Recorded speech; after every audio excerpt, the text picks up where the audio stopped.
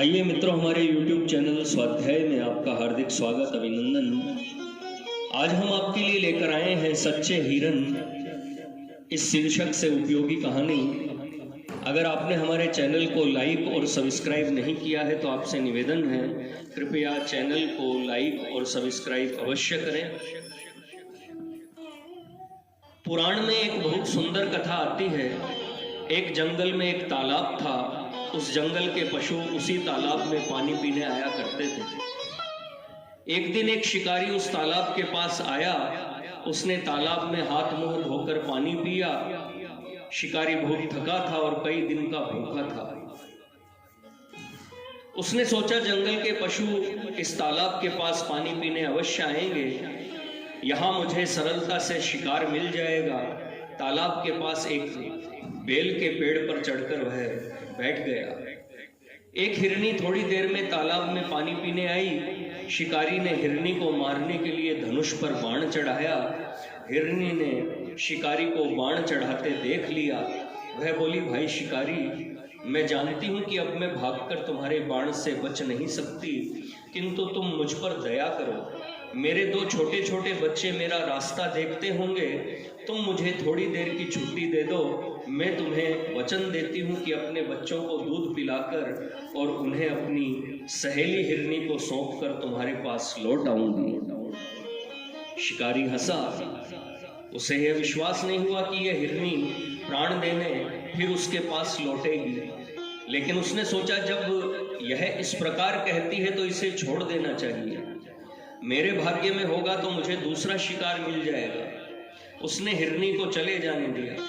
थोड़ी देर में वहां बड़ी सींगों वाली सुंदर काला हिरन पानी पीने आया।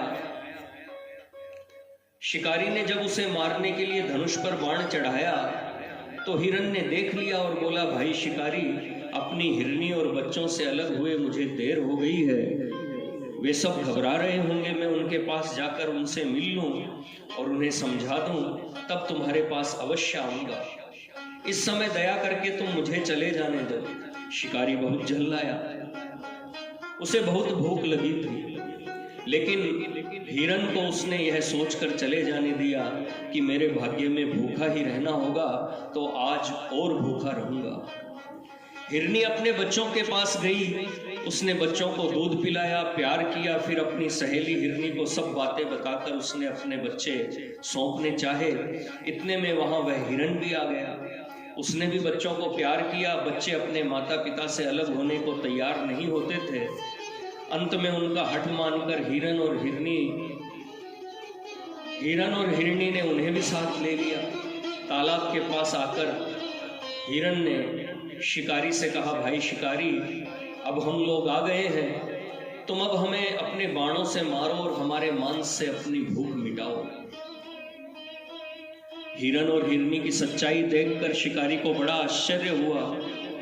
वह पेड़ पर से नीचे उतर आया और बोला, देखो, ये हिरन पशु होकर भी अपनी बात के कितने सच्चे हैं। ये प्राण का मोह छोड़कर सत्य की रक्षा के लिए मेरे पास आए हैं। मनुष्य होकर भी मैं कितना नीच और पापी हूँ कि अपना पेट भरने और 4 पैसे कमाने के लिए निरपराध पशुओं की हत्या करता हूँ। अब से मैं किसी पशु को नहीं मारूंगा। शिकारी ने अपना धनुष तोड़कर फेंक दिया। उसी समय वहां स्वर्ग से एक विमान उतरा। उस विमान को लाने वाले देवदूत ने कहा, शिकारी, ये हिरन सत्य की रक्षा करने के कारण निष्पाप हो गए हैं। ये अब स्वर्ग को जाएंगे। तुमने भी आज इन जीवों पर दया की, इसलिए तुम भी इनके साथ स्वर्ग चलो। हिरनी और हिरन और उनके दोनों बच्चों का रूप देवताओं के समान हो गया। वह शिकारी भी देवता बन गया। सत्य और दया के प्रभाव से विमान में बैठकर वे सब स्वर्ग चले गए।